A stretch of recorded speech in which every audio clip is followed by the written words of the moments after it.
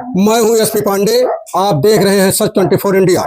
मित्रों, आज हम आपको मिलवाने जा रहे हैं एक ऐसे युवा अफसर से जिनकी कहानी हर उस छात्र के लिए प्रेरणा है जो सीमित संसाधनों के बावजूद बड़े सपने देखा करते हैं। गोंडा जनपद के ग्राम तुलसीपुर, थाना नवाबगंज के रहने वाले नवनीत तिवारी पुत्र बिंदेश्वरी प्रसाद तिवारी, जिन्होंने अपनी शुरुआती पढ़ाई अपने ननिहाल देवगढ़ जिला अयोध्या से की और आज अपने संघर्ष, मेहनत और लगन के दम पर पीसीएस परीक्षा पास कर खंड विकास अधिकारी, यानी जिन्हें इंग्लिश में बीडीओ कहते हैं, बन चुके हैं। आइए जानते हैं उनके संघर्ष भरी यात्रा व सफलता का राज और युवाओं के लिए उनका क्या संदेश है। हमारे साथ बने रहिए। अभी हम आपकी बात करा रहे हैं नवनीत तिवारी से। नवनीत जी, सबसे पहले आपको बहुत बहुत बधाई, क्योंकि आप वीडियो बन चुके हैं। गांव से निकलकर पीसीएस तक का सफर कितना मुश्किल रहा, हमारे दर्शकों को बताइए। बहुत बहुत धन्यवाद आपका। सर, जैसा आपने पहले बताया भी कि संसाधनों का अभाव रहता है गांव में, तो सर हमारा पैतृक घर जो है वहाँ पे वाकई में संसाधनों का अभाव है, खासकर शैक्षिक दृष्टि से। तो सर इसलिए हमारी पढ़ाई लिखाई ननिहाल में हुई। यहाँ पे जो शिक्षा का स्तर है वो अच्छा रहा, शुरू से अच्छा रहा। उसका सर लाभ मिला। बचपन से हमारी पढ़ाई यही समीप में है, दीनदयाल इंटर कॉलेज, वहाँ से हुई। उसके बाद डॉक्टर राम मनोहर लोहिया अवध यूनिवर्सिटी अयोध्या से मैंने अपना स्नातक पर स्नातक किया। बाद में स्नातक ज्योग्राफी से करने के बाद मैंने जेआरएफ की परीक्षा उत्तीर्ण की और अभी पीएचडी परसू कर रहा हूँ एमजीएम पीजी कॉलेज संभल से, रोहिलखंड यूनिवर्सिटी के तहत है। तो सर उसके बाद मैंने सिविल सर्विसेज के लिए प्रयागराज गया। मैं मौसा जी पढ़ाते थे, तो उनके सानिध्य में रह के मैं अपनी पूरी पढ़ाई कंप्लीट की और ये मेरा 4th मेंस था और फर्स्ट अटेम्प्ट था इंटरव्यू का और वीडियो के पद पे चयन हुआ है। अच्छा, ये बताइए कि आपने अपनी पूरी पढ़ाई जो है ननिहाल में की, वहाँ की परिस्थिति आपके अनुकूल थी कि नहीं थी? क्या कभी लगा कि आगे पढ़ाई छूट सकती है? नहीं सर, मतलब हमारी माता जी के बाद जो हमारी मामी जी हैं वो हमारी दूसरी माता जी की तरह हैं और हमारे मामा लोग हैं वो पिताजी की तरह पालन पोषण की नाना जी हमारे रहे। तो उन्होंने काफी सपोर्ट किया, शुरू से सपोर्ट किया। और मैं जैसे बताया कि 4th मेंस था, इससे पहले 3 बार मेंस में कुछ नंबरों से जब मेरा रुका तो उनका सपोर्ट ये रहा कि आप ये छोड़िए कि होगा कि नहीं होगा, आप अपने काम को करते रहिए। और ये बहुत बड़ा मोटिवेशन था मेरे लिए, कोई दबाव ना होना। तो सर उसका लाभ मिला मुझे। अच्छा, ये बताइए पीसीएस की तैयारी के दौरान सबसे बड़ा संघर्ष आपके लिए क्या था? आर्थिक, मानसिक या पारिवारिक?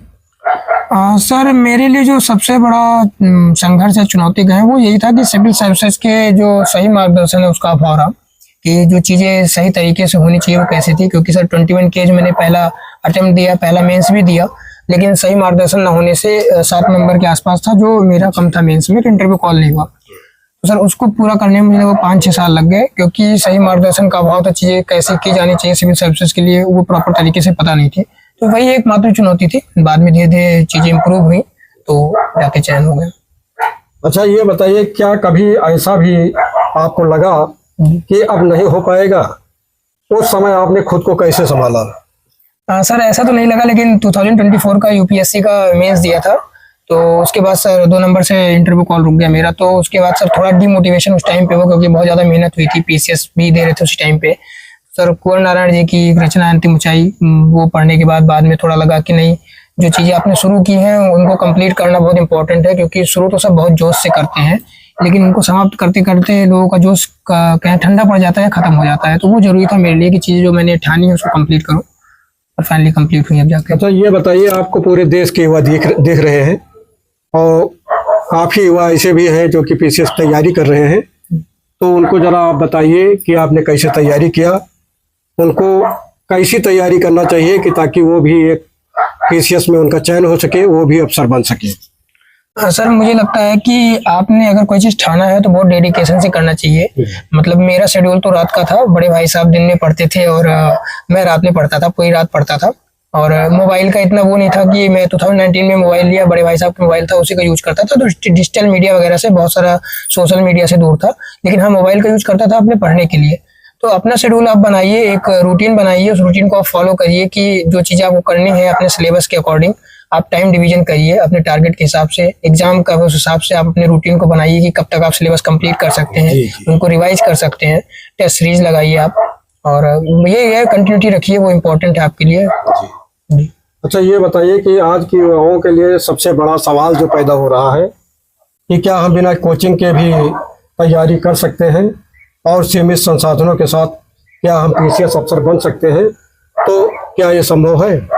हाँ सर, मतलब मैंने पूरी कोचिंग प्रॉपर तरीके से नहीं की है। मैंने बहुत लिमिटेड कुछ सब्जेक्ट्स की क्लासेस की, जो मौसा जी पढ़ाते थे, हमारे विजय Pandey ji science and technology पढ़ाते थे, तो उन्होंने मोस्टली गाइड किया मुझे। हिस्ट्री मैंने पढ़ी, ज्योग्राफी पढ़ी, बाकी मैंने बहुत सारे जैसे एथिक्स है, पॉलिटी के सब्जेक्ट रहे हैं, आईआर का जो रहा है, डिजास्टर मैनेजमेंट वगैरह जो भी सब्जेक्ट थे वो मैंने सेल्फ स्टडी की। तो ऐसा है कि आप कर सकते हैं, थोड़ा टाइम लग सकता हो सकता है, एक चुनौती हो सकती है, लेकिन यह है कि अगर आप प्रॉपर तरीके से करेंगे, सेल्फ स्टडी करेंगे, तो आपको फायदा मिलेगा, क्योंकि लास्टली कोचिंग के बाद भी आपको सेल्फ स्टडी ही करनी पड़ती है, कोई ऑप्शन नहीं बचता। अच्छा, ये बताइए कि आपकी नज़र में ऑनलाइन पढ़ाई बढ़िया होती है तैयारी के लिए कि ऑफलाइन? सर ये बहुत चैलेंजिंग है कहना। ऑफलाइन के अपने कुछ फायदे हैं, क्योंकि आपको एक पीयर ग्रुप मिलता है, एक्सपोजर मिलता है, आपको लोगों से मिलने का एक एनवायरनमेंट मिलता है जिसको देख के आप मोटिवेट होते हैं। लेकिन वही है कि टाइम भी उसमें जाता है, आपको आने जाने का टाइम लगता है, कई बार तबीयत खराब होती है तो आप क्लासेस नहीं कर पाते हैं।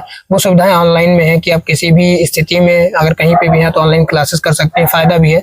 तो लेकिन अल्टीमेट काम वही करता है कि आप कितने मोटिवेशन से अपने चीज़ों के लिए डेडिकेट होकर काम कर रहे हैं, क्योंकि ऑफलाइन में भी आपको क्लासेस करनी है, ऑनलाइन में भी क्लासेस करनी है, तो दोनों के अपने पॉजिटिव नेगेटिव है। आप जो आपके लिए अफोर्डेबल हो, जिसमें आप ज़्यादा कंफर्टेबल हो, वो करिए, वही बेहतर होगा आपके लिए।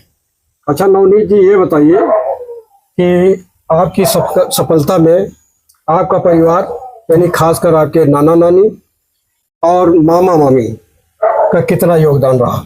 सर सारा श्रेय उन्हीं को है, इसमें बांट के तो नहीं देख सकता मैं।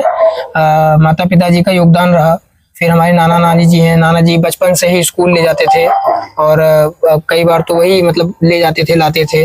मामा मामी थे, उन लोगों का बहुत सपोर्ट रहा हर मामले में, चाहे फाइनेंशियली रहा हो, चाहे एजुकेशन के मामले में रहा हो, चाहे मोटिवेशन के मामले में रहा हो, उन्होंने हमेशा सपोर्ट किया, और उसी का नतीजा है कि अपने मोटिवेशन के साथ इतने लंबे संघर्ष में सस्टेन कर पाया। अच्छा, ये बताइए कि पहली बार जब आपका रिजल्ट आया और आपका चयन हुआ, तो उस पल का आपका अनुभव कैसा था, हमारे दर्शकों को बताइए। सर मैं, चूंकि मेंस चल रहा था, 2025 का मेंस था 29 तारीख से, तो सर 29 की रात में रिजल्ट आया, तो मतलब ये पता चल गया था कि रिजल्ट डिक्लेयर हो गया, आने वाला है। तो काफी देर वेट किया, लेकिन चूंकि सुबह पेपर था तो टाइमली सोना जरूरी था, तो मैं सो गया फिर। लेकिन बड़े भाई साहब नहीं सोए थे, तो वो और छोटा भाई था, तो उन्होंने रिजल्ट देखा, फिर मुझे जगाया, तो उन्होंने बताया, मैं तो सो रहा था। मतलब सर उस समय तो समझ में नहीं आया, लेकिन कुछ दिन बाद जब घर पे आया, लोगों का मैसेज फोन आना लगे, तो फिर लगा कि हाँ जीवन में कोई अचीवमेंट तो हुआ है। जी। अच्छा, ये बताइए कि एक वीडियो के रूप में आपकी प्राथमिकताएं क्या होंगी, गांव के विकास के लिए आपका क्या विजन है? सर जो सबसे बड़ा हर्डल है, आप देख रहे हैं करप्शन का बहुत बड़ा हर्डल है एक तो, और उसमें भी ये है कि जो चीजें जिनको चाहिए प्रॉपर्ली मिल नहीं रहा है। करप्शन का मतलब ये नहीं है कि आप पैसा ही खा रहे लोग, इम्पोर्टेंट ये है कि जिनको जो बेनिफिशियरी है, जिनको लाभ मिल रहा है, उनकी जगह किसी और को लाभ मिल रहा है। तो सर इम्पोर्टेंट मेरे लिए, मेरे दृष्टिकोण से यही होगा कि वास्तव में जो उस लायक है, जिनको बेनिफिशियरी है, जिनको मिलना चाहिए लाभ, उनका चयन करूं, और लाभ का जो इम्प्लीमेंटेशन है उन्हीं को हो। क्योंकि रूरल बैकग्राउंड में तो चीजें ये हैं कि बहुत सारी जागरूकता का अभाव है, लोगों को प्रॉपर्ली पता नहीं चलता। तो मेरे दृष्टिकोण से यही है कि जो जागरूकता कैंप है उसको चलाऊं, लोगों को इन्वॉल्व करूं, पार्टिसिपेशन दूं, और इम्प्लीमेंटेशन पे ध्यान रखो, विशेषकर जो स्पेशल उसके लिए लाभार्थी हैं। अच्छा, ये बताइए कि मान लीजिए वीडियो के रूप में आपको अपने ही जिले में और अपने ही ब्लॉक में आपको काम करने का मौका मिल जाए, मान लीजिए, अब अंत में 1-2 साल मिलता भी है, तो आपकी प्राथमिकताएं क्या होंगी, यहाँ क्या आप सुधार देखना चाहते हैं? सर बहुत सारी हैं। एक तो इंफ्रा का बहुत बड़ा इशू है, गांव में खासकर इंफ्रा का इशू है, तो मेरे दृष्टिकोण से वो होना चाहिए, क्योंकि जो मेरा पैतृक घर है वहाँ पे आज भी मतलब प्रॉपर वे में सड़कें तक नहीं है। तो ये होना चाहिए कि कम से कम नागरिकों के लिए जो सुविधाएं, मूलभूत सुविधाएं हैं वो हो, बिजली की जो सुविधा है वो हो कम से कम। अभी गवर्नमेंट जल जीवन मिशन को एक्सटेंड करके 2028 तक कर दी है। उसके तहत जो टैप वाटर की व्यवस्था है बहुत जगह पे रूरल क्षेत्रों में नहीं उपलब्ध है, या वाटर टेबल नीचे चला गया है, तो वो इम्प्रूव करना बहुत इंपॉर्टेंट है। बाकी चीजें धीरे धीरे गवर्नमेंट के थ्रू इम्प्लीमेंट होती रहती है, मिलती रहती है, लेकिन ये मूलभूत सुविधाएं हैं जो बहुत जरूरी है। तो अगर मुझे ऐसा अवसर मिलता है तो बेसिकली इन पे ध्यान दूंगा कि ये जरूर सब तक पहुंचे। अच्छा नवनीत जी, ये बताइए कि आज के युवाओं में युवाओं में जो है धैर्य की कमी देखी जा रही है, आप उन्हें क्या सलाह देना चाहते हैं जो लोग तैयारी कर रहे हैं?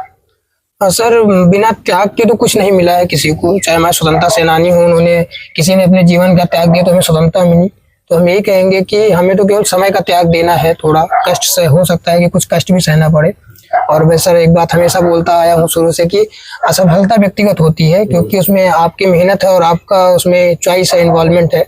लेकिन सफलता हमेशा सार्वजनिक होती है क्योंकि उसमें सबका इन्वॉल्वमेंट होता है।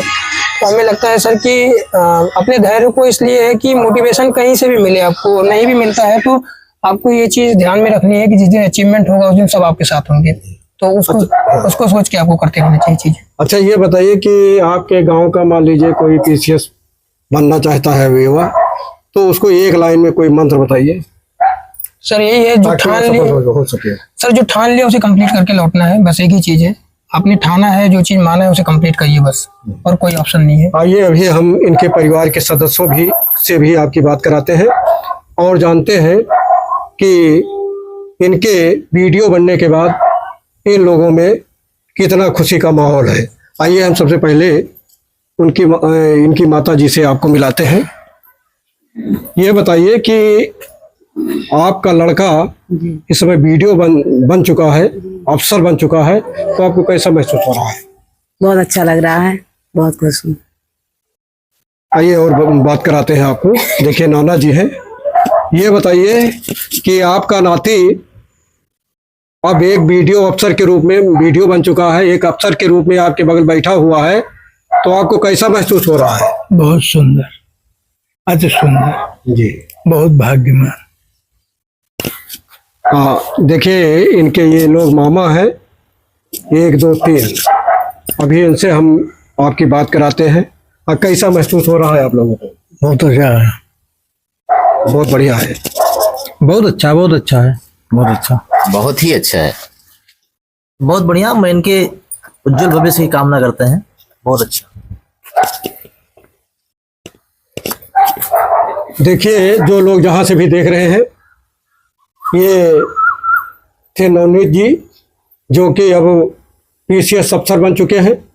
जो लोग जहां से भी देख रहे हैं, चैनल को लाइक करिए, शेयर करिए व सब्सक्राइब करिए और कमेंट बॉक्स में इनके बारे में अपनी राय अवश्य लिखिएगा।